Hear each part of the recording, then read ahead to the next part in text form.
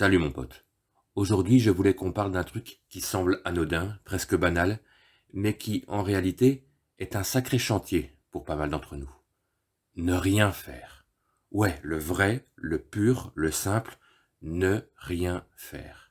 Pas glander sur son téléphone, hein, pas scroller, pas optimiser son temps. Non, juste être là, immobile, présent. Et franchement, moi je sais pas faire. Enfin, je savais pas.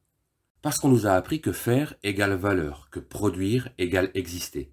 Que si t'es là, sans rien faire, t'as forcément loupé un truc. Alors aujourd'hui, on va déconstruire ça ensemble, tranquillement, à notre rythme.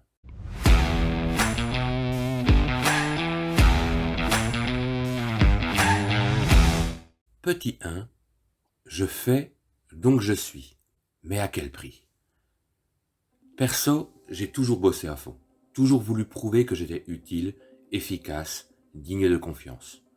Même le dimanche, je faisais des listes. Je rayais des trucs. J'étais content d'avoir rentabilisé ma journée. Et puis il y a eu le burn-out. Et là, mon corps m'a dit « Ok mon pote, tu veux pas t'arrêter? Alors moi j'éteins la lumière. » Et là tout a changé. Dans ce silence forcé, j'ai réalisé un truc. Je ne savais plus être. Pas faire, pas produire, pas performer, juste être. Et au début c'est flippant. On se sent inutile, transparent, presque coupable. Petit 2, le vide fait peur et pourtant il soigne. Au début de mon arrêt, j'avais l'impression de tricher, d'être un imposteur. L'épisode 3 de ce podcast parle de cette fameuse culpabilisation quand on est en arrêt. Donc moi, pour ne pas culpabiliser, je remplissais.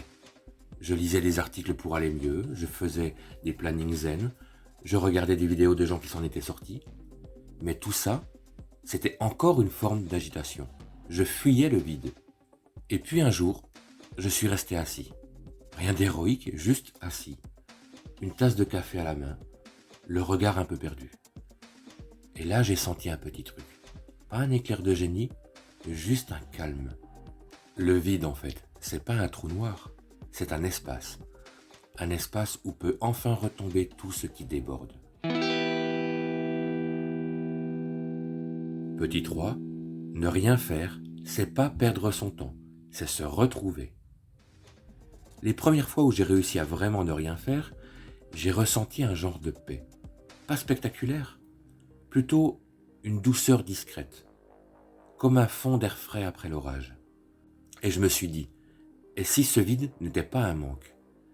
Si c'était un endroit à part, un refuge, un lieu invisible où l'on peut respirer, digérer, laisser revenir des morceaux de soi.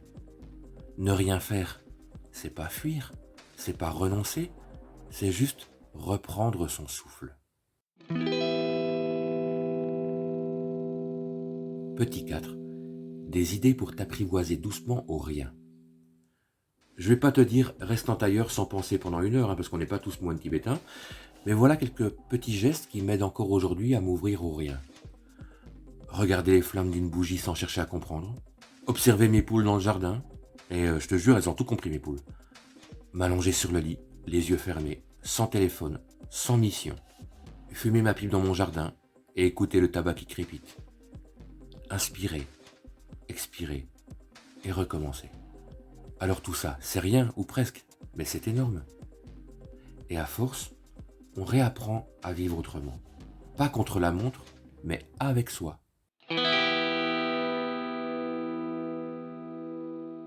Petit 5, t'as le droit de t'arrêter, vraiment.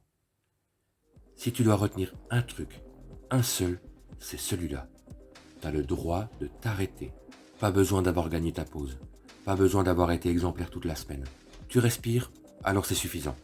T'es vivant, et parfois, c'est tout ce qu'il faut. Moi, j'apprends encore, hein. Je lutte encore certains jours. Mais je culpabilise moins quand je fais rien. Parce que ce rien, c'est un soin, c'est un repos. C'est ce que j'appelle un rendez-vous avec soi-même.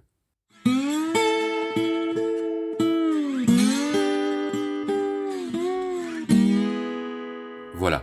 Peut-être qu'après cet épisode, tu vas t'asseoir sans rien prévoir. Peut-être que tu vas lever les yeux et regarder par la fenêtre et juste laisser filer quelques minutes. Ça serait déjà beaucoup. On n'est pas des machines, on n'a pas besoin de tourner à plein régime pour mériter notre place. Parfois, c'est dans le vide, dans l'ennui, dans l'inaction que se logent les vraies réparations. Alors vas-y, ralentis, respire, et souviens-toi que t'as rien à prouver pour avoir le droit d'exister. Allez, on se retrouve bientôt, à ton rythme.